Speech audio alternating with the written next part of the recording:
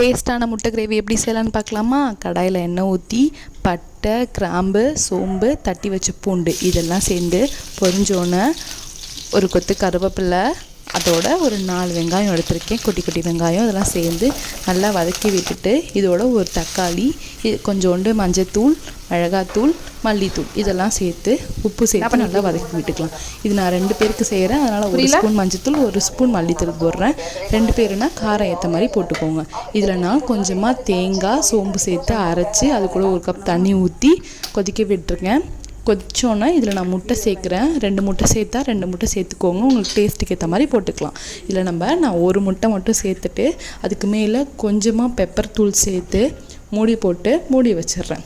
சிம்மில் வச்சு நம்ம வேக விட்டதுக்கு அப்புறமா அதை திறந்து பார்த்தோன்னா நல்லா அந்த முட்டைலாம் வெந்து வந்திருக்கும். இந்த ஸ்டேஜில் கொத்தமல்லி தூவி இறக்குனா டேஸ்ட்டான முட்டை கிரேவி ரெடி. இது சப்பாத்தி, ரைஸ், தோசை இது கூட